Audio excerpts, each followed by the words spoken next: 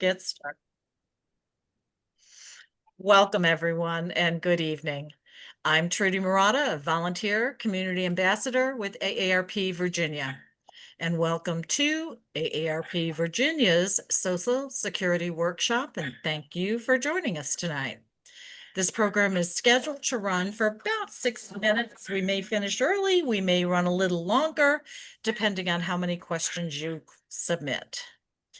AARP created this workshop because we are committed to helping you understand the ins and outs of your Social Security benefit.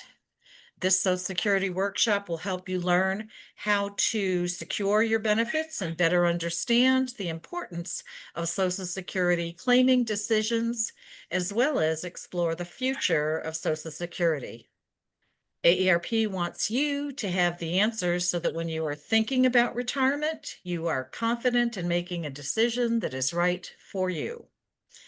In the follow-up email from today's session, we will include a link to download the slide presentation, rewatch the recording, and links to all of the websites that we'll share with you this evening.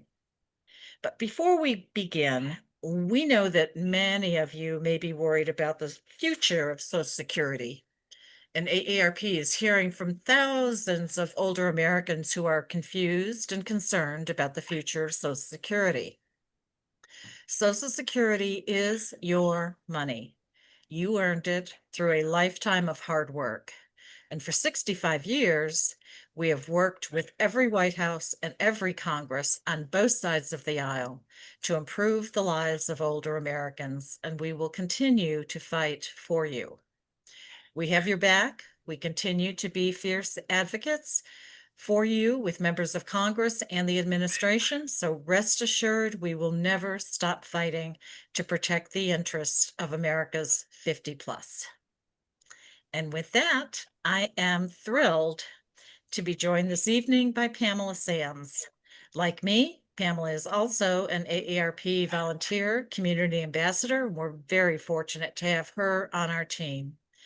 Pamela is a chartered retired planning counselor, and she has spent the last 23 years helping people improve their personal and financial wealth through solid financial planning.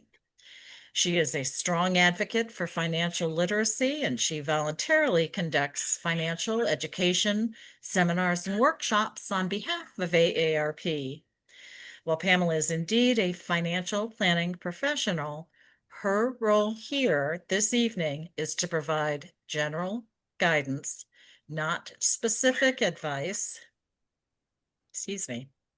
Not specific advice or recommendations, but hopefully the information we share will cover and the resources we share will help you make informed decisions.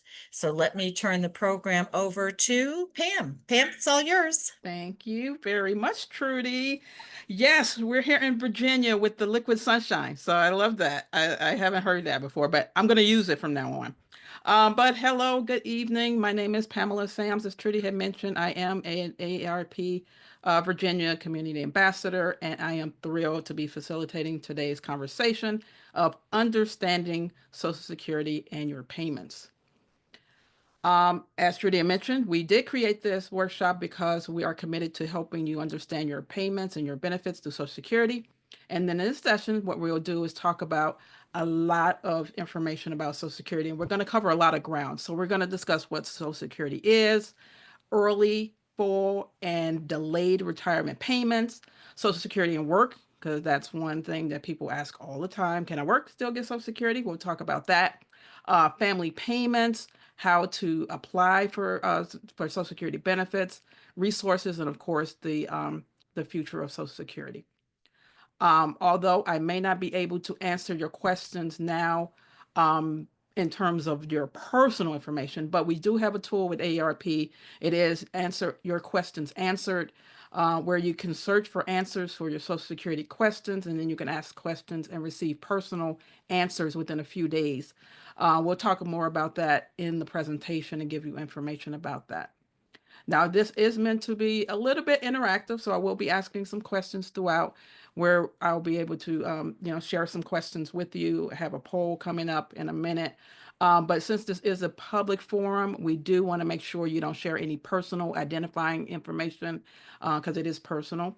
And as Trudy had mentioned before, I am a financial advisor, not in that capacity during this call, but definitely consult your personal financial advisor regarding any advice regarding your own personal situation on any information that you'll obtain to tonight's presentation. So, the basics. Social Security was created in 1935 in the aftermath of 1929 stock market crash and the Great Depression. Now, it is based on the concept of social insurance, which means that all workers contribute to a central fund that is managed by the government. Almost everyone contributes to Social Security Trust Fund. Social Security taxes are taken out of your paycheck. You will see FICA, FICA. Everybody wants to know who's FICA, who is this person, or who is this entity that's taking out money. But it does stand for Federal Insurance Contribution Act.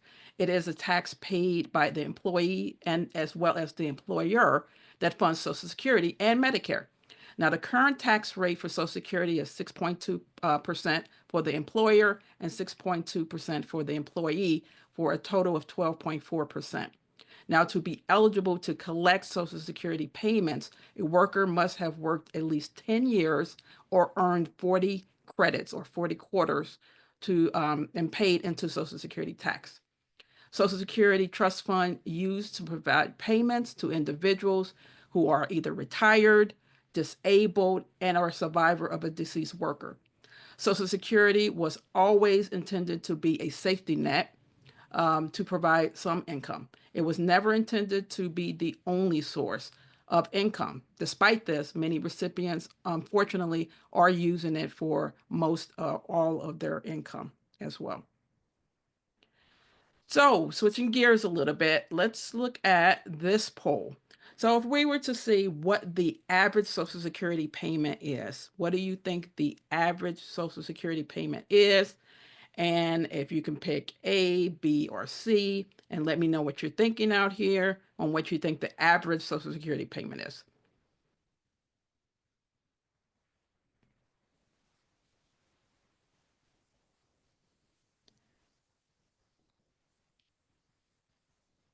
Okay, we're slowing down a little bit.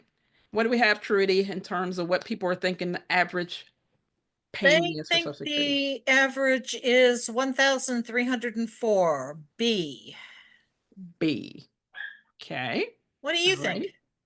righty. What do I think? What do I think? So, if we were to look at the A, B, and C, we are looking at the answer being, drum roll, please.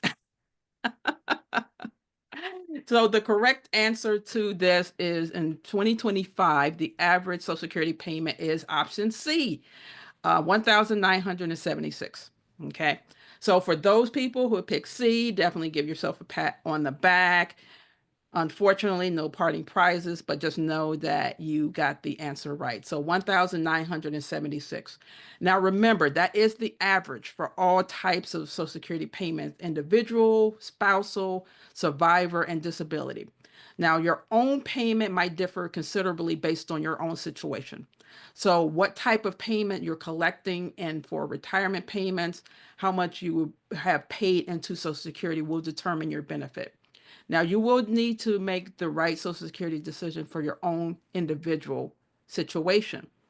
Now, we're going to help you, of course. We're going to look at some factors that will affect the amount of payment that you will receive in Social Security payments. But if you were to let you know, the average is 1,976. So moving on. So you can choose to receive your payments as early as age 62. That's the earliest you can receive Social Security benefits. But however, your monthly payment amount will be reduced by as much as 30%. Now, the reduction is permanent and includes also survivor payments your family may be eligible for. So it is very important to consider how this decision not only impacts your own benefit, but how it's going to impact those who might collect on your record as well. Now, you also can receive benefits at your full retirement age, or FRA. So the government is really big on acronyms. So when you pull your Social Security statement, it'll have FRA on there, which is your full retirement amount, or your full retirement age, so to speak. That is normal or full retirement age. Now, it is somewhere between 66 and 67, depending on your birth year. You will get 100% of your payment if you claim at your full retirement age, or FRA. You can also delay your payments beyond your full retirement age. Now, this does increase your amount by about 8% per year up to age 70. So it does pay to wait sometimes with that. So each year that you don't take it up to age 70, you gain 8% as part of your benefit. So when exactly is your full retirement age? Now, this is the chart, so it is important the date that you were born, because it is based on when you will receive your full payment. So your full retirement age gradually increases up to 67 based on when you were born. So you can check the year that you were born in the left column and then match it up to the corresponding full retirement age in your right column. So for example, if you were born in 1956, your full retirement age is 66 and 4 months. So it goes everywhere from 54, 66 and 2 months, 4 months, 6 months, 8 months, 10, and all the way 1960 and later, 67 is your full retirement age. Now, let's take a look at the example of claiming and how that can affect your monthly amount or your payment amount. So in this example, let's assume that the individual claimed at their full retirement age. For them, it is 66. So their full retirement age, their payment amount is $1,900 per month. If that person had decided to collect payments at age 62, their monthly benefit amount would be $1,425, as you can see there in the far red. But if they waited until age 70, you can see it there in the pink all the way to your, I guess, your right as well. The payment would be 2,508. So deciding when to claim is a personal decision that only you can make. I mean, you're going to call the Social Security Administration, you're going to apply for benefits, but they can't tell you when to apply or when to claim. That is a personal decision for you and your family. Now, you need to consider such factors, of course, your health, your savings, any expenses, and then how that decision, as I mentioned before, could impact your family. Remember, though, the impact your claiming age isn't just your own retirement payment. It also affects those survivor benefits that I mentioned before for your family members that might outlive you and rely on your payment record. So now to the exact amount of your monthly payment is going to be based on what you earned during your lifetime. The Social Security Administration will look at your highest 35 years of savings. So we talked about the 10 years, 40 quarters. They're only going to take the highest 35. So they're not going way back in your past when you had your first job at age 16. Mine was Six Flags Over Mid America. I'm from St. Louis originally. That was my first job. So they're not looking way back there when I was making minimum wage, or probably below minimum wage at that point. So they're really just looking at that highest 35 years of earnings. Now, if you like to estimate your payment amount, there are 4 ways that you can do that. You can set up the My Social Security account at myssa.gov or login.gov. This is a great resource, and you could use to see what your estimated payments at various ages. So you can kind of slide it around and see what that would be. Also at ssa.gov or login.gov, you can order your new card. You can review your earnings record as well. You can go to ssa.gov online to print and form 7004, and you can mail it to the Social Security Administration. So that's the second way you can do it. You can also call the Social Security Administration at the 800 number listed there, the 800-772-1213. And you can also, once you've turned 60, assuming you have not claimed and you haven't received or started an SSA.gov or SSA online, you automatically will receive the green and white statements in the mail. So if you're over 60, they will still continue to send those statements to you. If you're below 60 or younger, they really encourage you to go online to do the ssa.gov or login.gov to access your statement. So while you're there, I just want to let you know that if you are in the process of either applying or in that window that you're looking at retiring, this is a good time to look at your earnings record. Make sure it is accurate. There could be some years that are not represented in your record that you know, hey, I think I worked that year, or it's a zero counted, or it's underreported. That's the time you want to check with the Social Security Administration and let them know there may be an error in your earnings report, because that's how they determine what your monthly payment amount will be. And you want to make sure it is accurate as possible. So if you're in that window of claiming soon, or within that window that you are going to be retiring, I would probably say within the next 3 years or so, you definitely want to start checking that record when you go to ssa.gov or login.gov.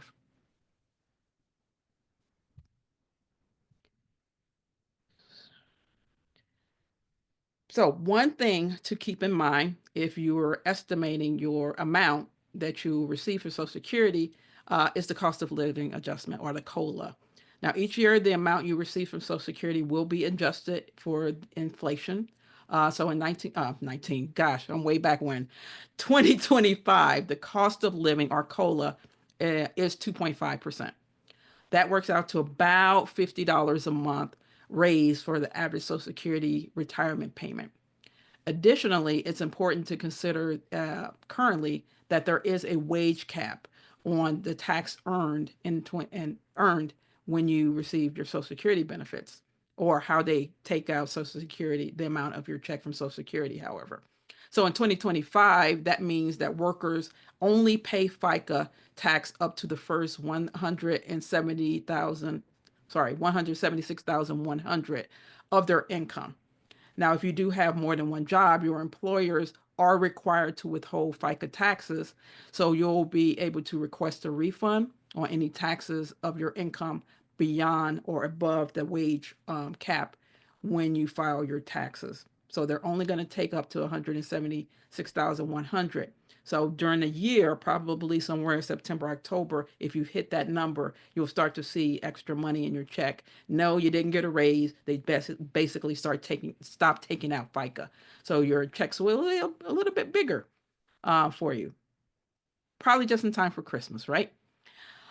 So before you claim Social Security payments and before your full retirement age, you should know that if you claim early and you continue to work, like I said before, collecting Social Security while working. So those people who have reached full retirement age already, this is not for you. These are people who want to claim Social Security and they are considering continuing to work. So these are the rules. So if you continue to work, you may be subject to what they call the Social Security earnings limit. So in this scenario, your payments will be reduced $1 for every $2 that you earn above the earnings limit. This increases the months prior to reaching your full retirement age. So your payments are reduced by $1 for every $3 above your earning limit. Note that these limits, of course, are adjusted with inflation yearly. So 2025, the earnings limit is 23,400 for people who have not reached their full retirement age, and 62,100 for people who will reach their full retirement age during that year. However, if you do claim your Social Security retirement payments before your full retirement age and you keep working, some of those payment reductions will be returned to you in the form of higher payments after you've reached full retirement age. So it's not all gone or all lost that they take away from your check. They will send it back to you in the form of higher payments. But once you reach your full retirement age, the earning limit no longer applies and you can work as much as you want and still get Social Security. It's only prior to your full retirement age that they do the reduction. So moving on. So on Social Security family payments, when you start receiving Social Security payments, some members of your family may qualify to receive payments on your record with certain requirements. Of course, their children, their spouses, their ex-spouses. Believe it or not, a lot of people it's like, I can still claim on my ex-spouses. Yep, you can do that, and I'll show you in a minute. And survivors may receive Social Security payments on your record. So let's dive into each group and we can explore that and you can see how that works. So the children of retired or deceased or disabled workers can, in many cases, collect Social Security payments on their parents' earning record. Social Security incorporates children into its payment structure to help retirees with younger children, provide for their families, and as a form of insurance when a parent dies and or cannot work because of a disability. Now, within the family, each qualified child may receive a monthly payment up to half of the full retirement age payment for the parent. So to be eligible, of course, the child does have to meet certain criteria or qualifications. So for children to receive payments, they must be unmarried, under the age of 18 or 18 to 19 and a full-time student, no higher than grade 12 or 18 or older and disabled from a disability that started prior or before age 22. However, of course, there is a limit to the amount of Social Security that can be paid um, in the family members in terms of children and others. So the total of your payments, the number of family members to qualify on your record. So there's, the mom, and then there may be three kids or so, and it varies, of course, but generally the total amount of your family to receive benefits is about 150% to 180% of the full retirement age payment of the deceased. Okay, so they're going to do it as an aggregate. Okay, so that's children and payment. So let's talk about spousal payment. This is one that a lot of people have questions on, and we're definitely going to answer as many questions as we can at the end of the presentation. Now, if you don't have enough Social Security credits to get payments on your own work record, or your retirement payment is very small, you may also be able to receive payments on your spouse's record. And it is important to note that if both you and your spouse are eligible for Social Security payments on your own record, Social Security will look at whichever is higher, but not both. So you're not going to get your own record and a spousal. They're going to look at your own record and a spousal payment, half of the spousal payment, and then they will give you the higher of the two. Eligible spouses can generally see 50% of the eligible workers for retirement age payment amount. Even if the working spouse collects early, the spousal payment will be a portion of the worker's full retirement age payment. Now, if you are still married, you can only file for spousal payments once the working spouse has filed for their own payment. Back in the day, they used to allow what they called file and suspend. That's no longer a thing. So, in order to receive spousal payments, the working spouse must activate their payments, and then in order to activate the spousal payments. Okay. So, you must be married for at least 1 year, 62 years of age or older, or you can claim at any age if you're caring for a child under 16 or the child with a disability who is entitled to payments on the spouse's record. So that's the criteria for spousal payments. Ex-spouses payments, ex-spouse payments. So ex-spouses can receive payments, of course, of their former spouse's record if they were married for at least 10 years.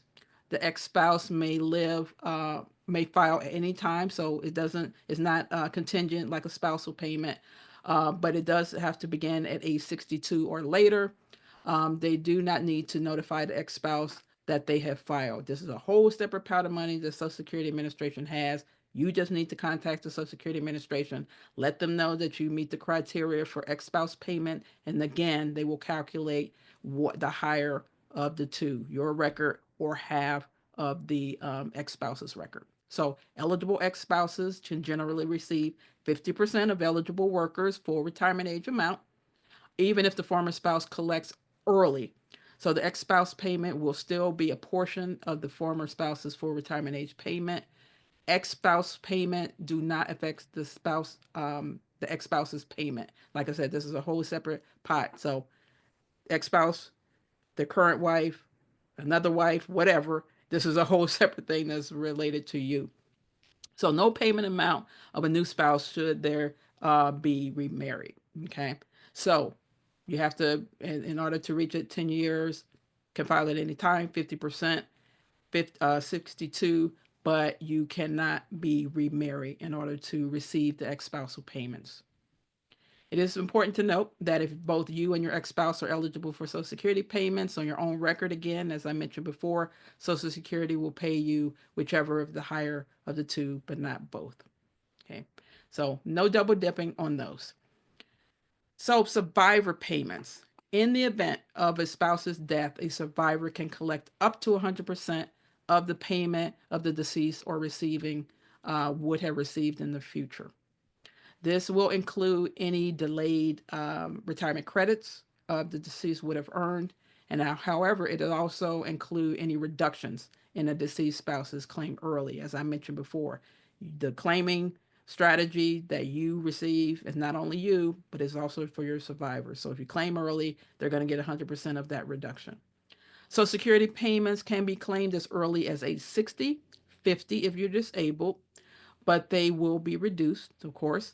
They will also claim at any age if the survivor is caring for an entitled child, and we went over the criteria for the entitled child in the previous slide. Dependent parents can also claim, be able to collect on a deceased parent or deceased record.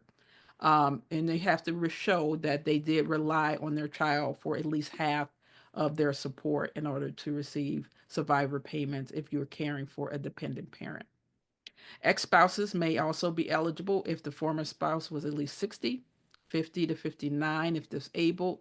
They are married for at least 10 years and have not remarried unless they remarry after 60. And I'll show you that in a minute. This is this one little small caveat that Social Security has, and I'll show you in a minute.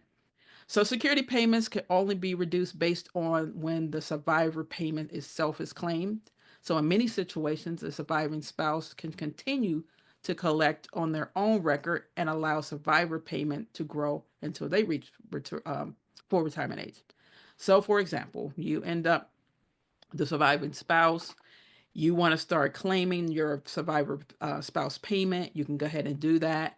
And you can continue to let yours grow. And at some point in the future, if yours supersede what you were getting survivor payments, you can go ahead and make a switch on your own record. Okay. So that's one of the things that you can do as well with survivor payments. So this is what I was talking about remarrying or remarried spousal. I'm sorry, remarried survivor payments. So let's spend a minute. Let's talk about how remarrying affects their survivor payments. If you do remarry before age 60, 50 if you're disabled, then you cannot continue to receive survivor payments while you are married. If you were married or remarried after age 60, 50 if you were disabled, then you can continue to receive payments on your deceased spouse's record. So you have to kind of make a decision there. Marry before 60, marry after 60, depending on how your financial plan works out. Doesn't know that that is a remarrying situation. You have to know if you can still receive payment or continue to receive payment for survivor payments. However, if your current or new spouse is a Social Security beneficiary, you may want to apply for spousal payments on his or her record. If that amount is more than the widow or widower's payment, you will receive a combination of payments that will equal the higher amount. So a little bit different caveat for that. So there are several ways that you can apply for Social Security. With many of the options, you can apply up to 4 months to when you want to begin receiving your payments. Okay, probably a little bit longer now, but at least 4 months.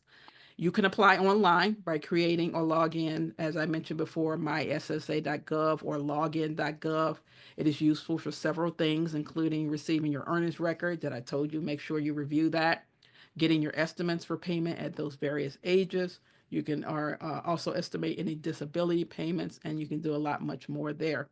Once you are eligible to apply, you can do that through the login.gov, as I mentioned before. Or you can do the 800 number, the 800-772-1213, or you can go to a field office in person. You can look at ssa.gov/locator, and you can find a field office near you.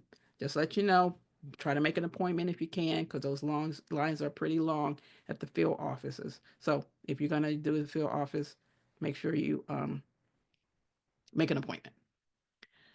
So in 2025, there was the Social Security Fairness Act that kind of slipped that in on us. It was a repeal of the provisions, which was the windfall elimination provision, or what they call WEP or WEP, and the government pension offset or GPO. Now, these provisions previously reduced Social Security payments for individuals who had received pensions from a job not covered by Social Security. So, a lot of government workers or state government workers did not qualify or did not pay into Social Security. And so they weren't able to use some of their credits for that. And so they ran into the windfall elimination or the GPO. These are teachers, firefighters, police officers, government, federal government workers, people like that. But the new law this year impacts approximately 3 million current retirees, their spouses, ex spouses, and surviving spouses. So if you've worked in any public sector job and received a pension, you are likely affected by the change.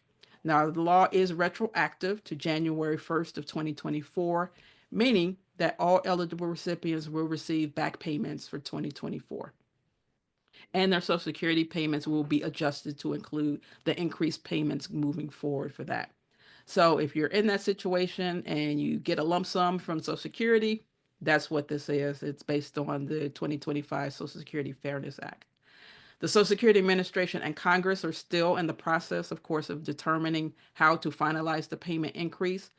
So for right now, if you believe you're eligible to receive the increased payment, you should do the following. Update your information. So ensure your mailing address and your direct deposit information with the Social Security Administration are up to date, because that's how they're going to make sure they send it to the right place or direct deposit. And also set up your My SSA account or login.gov. If you already have the account, you want to monitor it for updates from the Social Security Administration about your increased payments. So if you fall into that category, you definitely want to, check with that, because it's going to be retroactive all of 2024. So that could be a little bit, of course, of a windfall for you. So we talked a little bit about the future of Social Security in the introduction that Trudy had mentioned. So right now, Social Security is in good financial shape overall.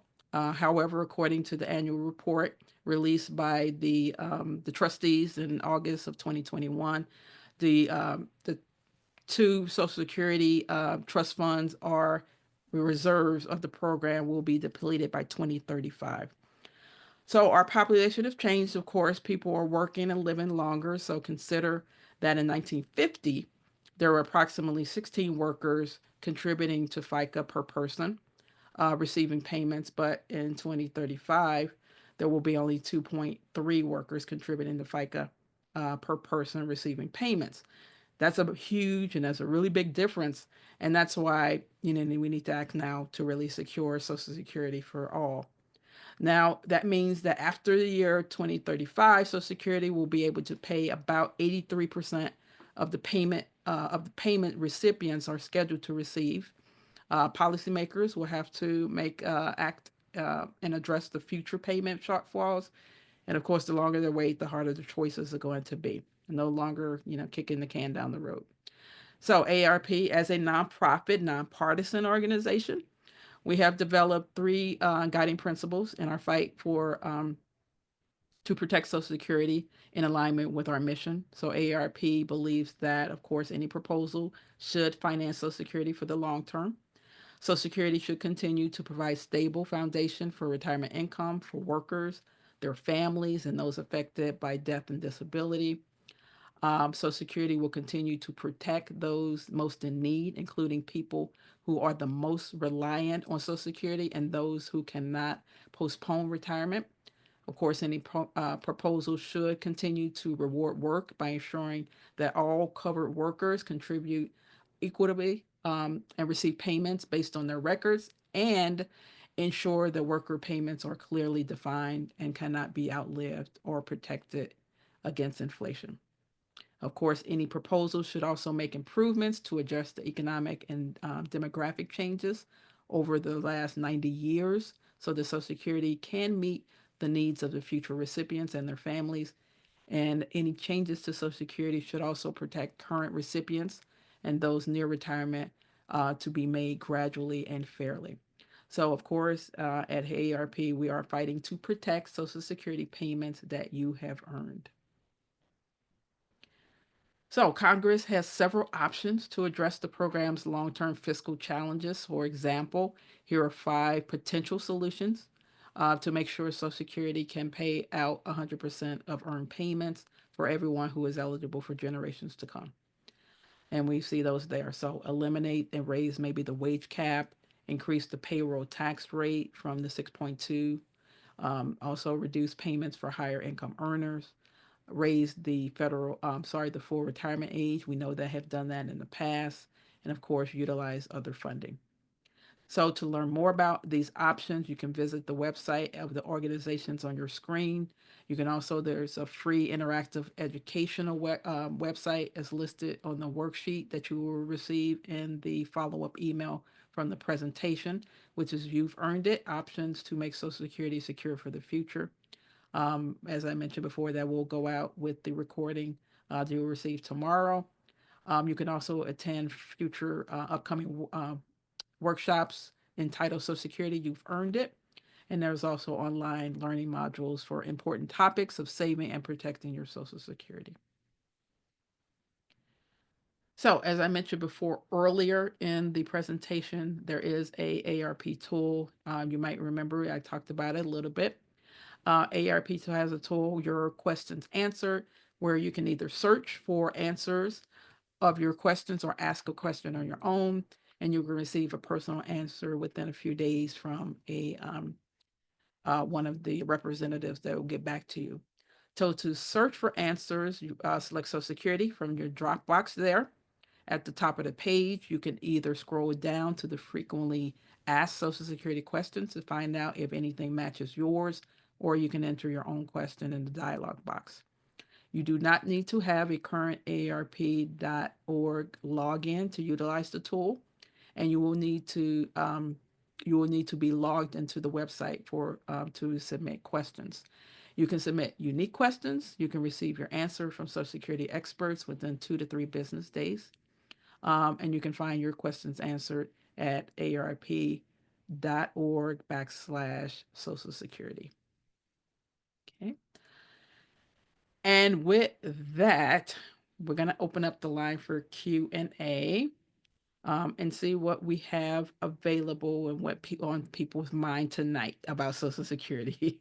Okay, here we go. Pam, are you ready? I am Okay. ready. And tonight I also have a friend and AARP colleague, Terry Gross, helping me with the questions tonight. Pam, first question may or may not be in your area of expertise, but I'll Mhm. ask it and let you address it. Okay. One of our guests is here on a work permit visa, Mhm. not a US citizen, not a green card holder. Are Mhm. they eligible for Social Security benefits at the right age? You do have to be a U.S. citizen and paid into Social Security to receive it for that. So, yes, they may not be able to receive benefits with that. So, you want to contact the Social Security Administration to clarify, but for the most part, you do have to be a citizen and receive benefits. Okay. Terry, you want to grab the first question from the Q&A box? In the Q&A, Yeah. sure. Someone wants to know if it's best to have taxes taken out of their Social Security payment. For the most part, yes. Social Security is taxable up to 85% of your Social Security benefit can be taxable. It is based on provisional income. So they're going to count all of the different sources of income that you have. And when you report your taxes on your 1040, and then based on that, they will determine what part of Social Security will be taxable. But for the most part, in order to get ahead of the curve, so to speak, with taxes, you can withhold taxes from your Social Security. Very good. If we apply for benefits and it takes approximately 4 months to Mm-hmm. actually receive payment, Mm-hmm. is that monthly amount calculated by the application date or the date that you start receiving the actual payment? Mm-hmm. It is based on the application date, but there could be some adjustment based on the amount of time that you receive it. So it works in arrears. So let's say, for example, you want to start payments, let's say August. Basically, your August payment will be in September. So it's the way, and it is based on when you the time of the month and your birth date. So I took some notes here. So if you were born the 1st to the 10th of the month, you receive your check the second Wednesday of the month. If your birthday falls between 11th and 20th, you get it the third Wednesday of the month. And then if you were born anywhere between 21st and 31st, you receive it the fourth. So they're not going to make any partial payments. So the time and the start date will impact how much you receive for the long term. So if you do apply for benefits application and it does take, say 3 or 4 months, they will make a slight adjustment. They will take that initial amount that you qualify for at the application date, but there may be a slight adjustment when you actually receive it. Can you get Medicare at age 62 if you start collecting Social Security? I think so. No, Medicare is starts at 65. Yeah. So you can't, I know a lot of people, kind of get those two confused. So you start Social Security at as early as 62, but you have to wait to apply for Medicare at 65. So there is a 3-year gap. If you do decide to, if you're not working, let's say for example you're not working, that you have to find insurance for about 3 years until you're able to apply for Medicare. For that, if you continue to work, you'll probably have your health care plan there, but you have to wait until 65 for Medicare. Somebody would like to know if Social Security disability payments convert to regular Social Security benefits if you are younger, but younger than your full retirement age when you're collecting disability. Will it be switched to regular benefits at 62 or their full retirement age or what? hmm They will look at the calculation of how many quarters you have earned. So let's say you are on disability, but you never go back to work and you may not have enough quarters. They will keep you at your Social Security disability benefit. If you do have enough quarters and that number in the payment amount or your retirement benefits is greater than your disability benefit, again, they will pay the higher of the two. Okay, thank you. Just to clarify, Okay. are they correct Yep. that if they want to begin collecting Social Security in Mm-hmm. 2026, Mm-hmm. they would need to apply in May of 2025? It's No, basically up to 4 months prior to when you want to start receiving benefits. And are they, I guess also to clarify, are they at full retirement age or below full retirement age? Age 66. Okay, which would I would assume they're full retirement age. So basically 4 months from when you want to start. So if they want to, you said May of 2026? They no, they want to want collect in January 2026. 2026. Mm-hmm. So January of September, 20. not 4 months May. before January. Yeah, Yeah, 4 months before September. January. Yeah, exactly. 4 months before January. Okay. Um, I've heard that they're trying to raise, oops, something just disappeared. Have heard that they're trying to raise the retirement age again for those of us under age 59. Any truth to this? Um, as I mentioned before on that previous slide, that is one of the possible ways to deal with Social Security shortfall in the future. That it could be raised at some point, but of course that has to be a congressional um, situation, so it wouldn't happen anytime soon. But you definitely want to stay alert or in the know of what Social Security is doing. But that is on the table as a proposal to increase the retirement age. I have another confirmation question. Okay. To confirm, Oh yeah. if you survive your spouse, you'd receive the higher of your and your spouse's amount, whichever one is higher. Is that correct?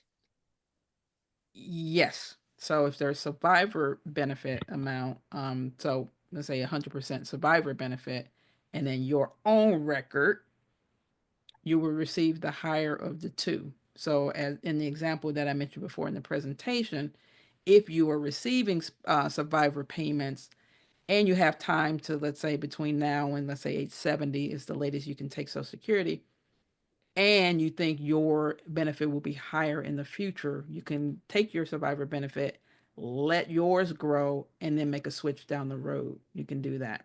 But you're always going to get the higher of any two of the benefits that you're eligible for: ex spouse payment, spousal payment, survivor payments. They're always going to look at and give you the higher of each of those combinations. Not a combination, but the higher of the two. The next question, can I and my wife extend both our Social Security benefits out to 70 to increase both payments by 8% per year until we both reach 70 years old? Yeah. Yeah, I mean, the latest that you can take it is age 70, but yeah, there's no hard fast rule that you have to take it before that. So if you have other resources that you have, IRAs or 401ks or something like that, you can, use those for income and then let your Social Security grow until 70. Thank I've you. got one question in chat Mm-hmm. that says, when I look online at my account, I get a prompt that says I must create a login.gov account. Mm-hmm. Is this correct? Is this necessary? Is that the proper way to log into that account? Yes. So you go to ssa.gov, they will direct you to login.gov, and then that's where you would log in from. I know it's a confusing, but it's like two different things. But login.gov is the one that they would like you to use to log in to your Social Security account. Okay. With all the recent controversy, can you confirm the current options to file are in person and by phone, not online? Thanks. Um, so there's a couple of ways. I mentioned the ones in the presentation. But what I have heard, no, the lines are long at the office, field offices, and also the hold times are longer as well on the phone. So it depends on, or online is probably the quickest and fastest way to do it. They do encourage you to do that. You do have the other two options as well. It is taking a little bit longer for those other two resources in order to apply. So you can do it online. You can do it online, yes. Okay. Person didn't think so. Okay. Yeah. hmm The Um, only caveat I would add to that, Pam, if you don't mind, is Mhm. to, when you're doing it online, double check to make sure you are actually in a Yes. secure Secure. government website. There are Exactly. lots of websites that look like um, they belong to the State Department and the Passport Organization that hmm look like Social Security. So I would ask that you double check before you click hmm on and start giving personal information, that it is a secure account and that it is a .gov account, correct? Correct. And as you had mentioned before, when you go to, it'll have HTTPS and then a little lock next to it. That means it is a secure site and it is where you need to be. Anything else would not be a secure site when you go.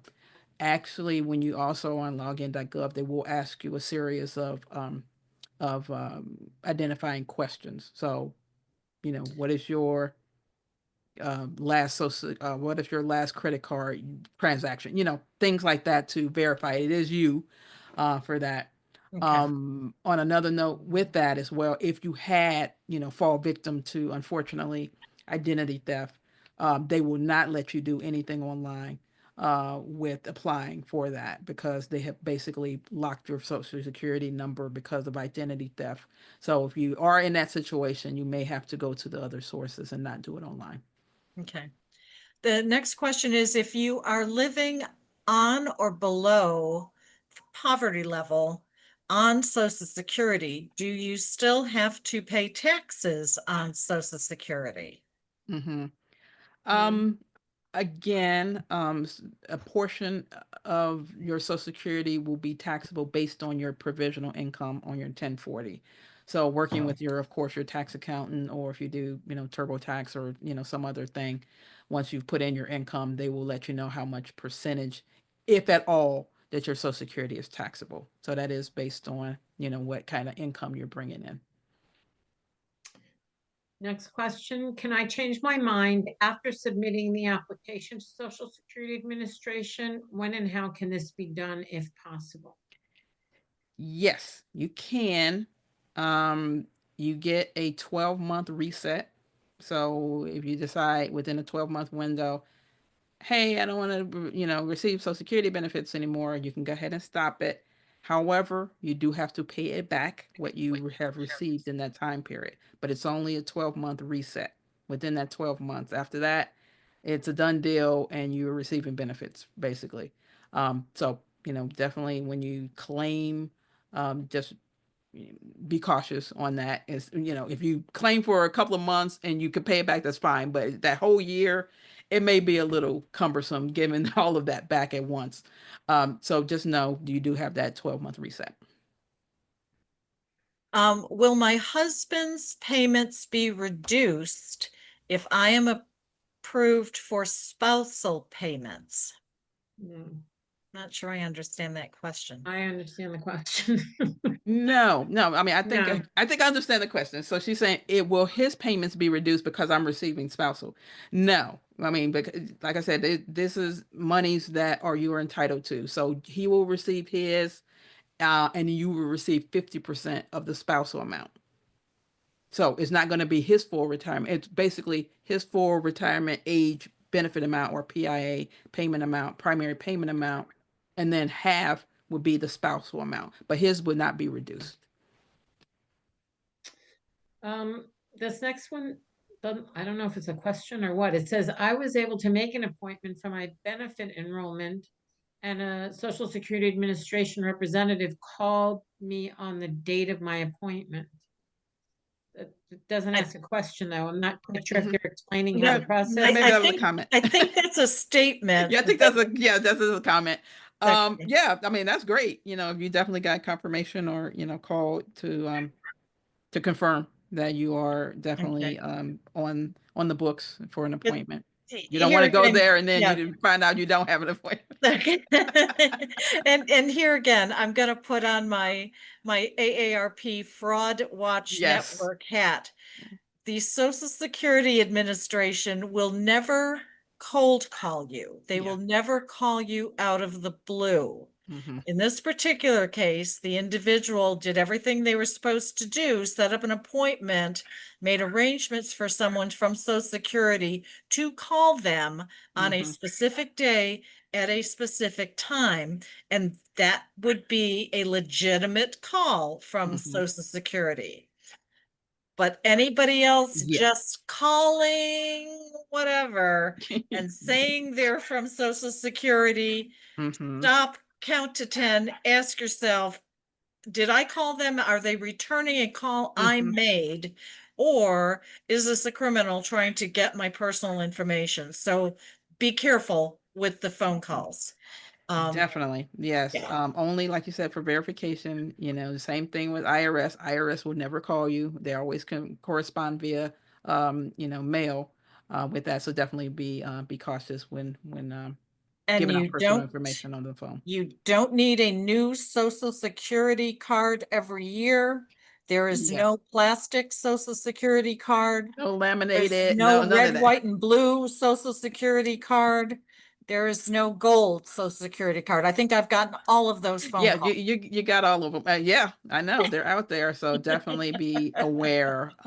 Especially unfortunately in the environment we're in now. Okay. The Sorry, yeah. I gotta put my fraud I know you got on to put every your once phone in a on. That's while. that's what we do here at ARP. Yes. Trying to keep y'all safe. I am a surviving spouse and I'm collecting on my own Social Security account since age 62. hmm I want to switch to my deceased spouse's at 100% age of 66 and 10 months. hmm If I wait until age 70, will that amount be higher? It would have been the full retirement um, age amount of the deceased spouse. So the delayed credits would not count in that situation. Only the amount he would have received at his full retirement age.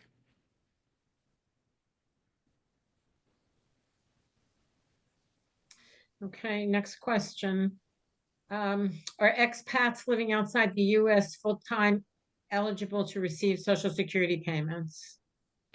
Um, yes, living outside the U.S., but U.S. citizens, yes. Yeah. The next question in the Q&A box. Oh, Pam, this is a good one. I can answer this one. Okay.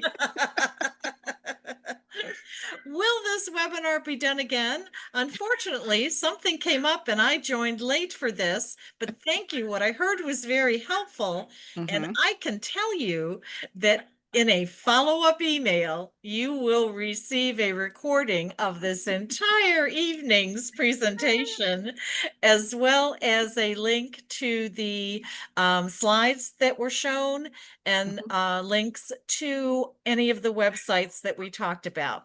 How'd I do, Pam? You did great. That was wonderful answer. That was the last Was that the last one?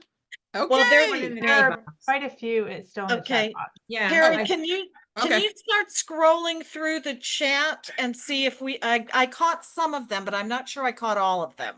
I have some at the end now that I see that we haven't done yet. If my Okay. husband continues to work when I apply for Social Security, will my Social Security benefit be reduced because of his earnings when we file taxes as married?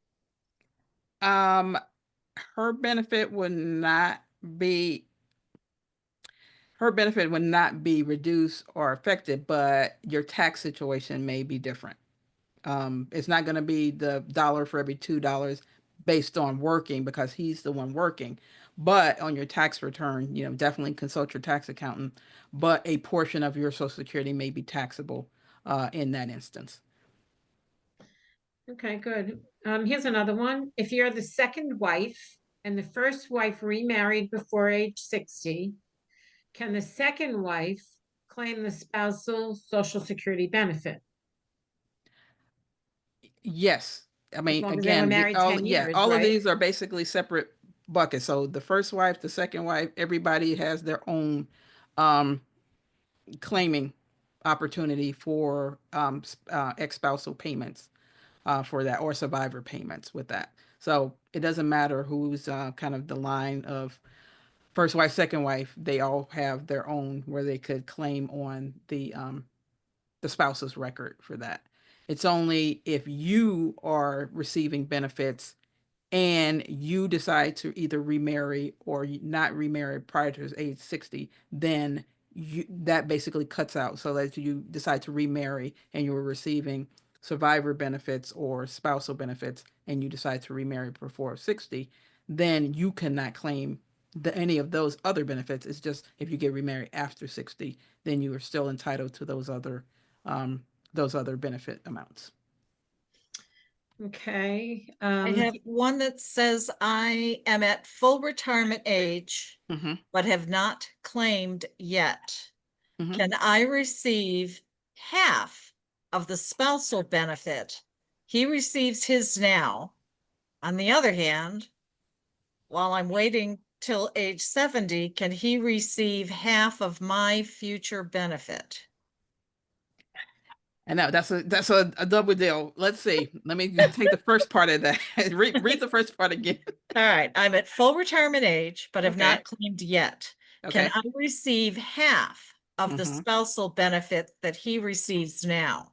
Okay. Let's stop at that point. Okay. So yes, if yours is, if you want to continue to let her full retirement age, full retirement amount grow, if you want to do half, you can do that. Okay. So that's that first part. And what was the second part? While I'm waiting till Hmm. age 70, Okay. can Yes. he receive half of my future benefit? Okay, so she wants to see if he can switch to her higher benefit amount at age 70.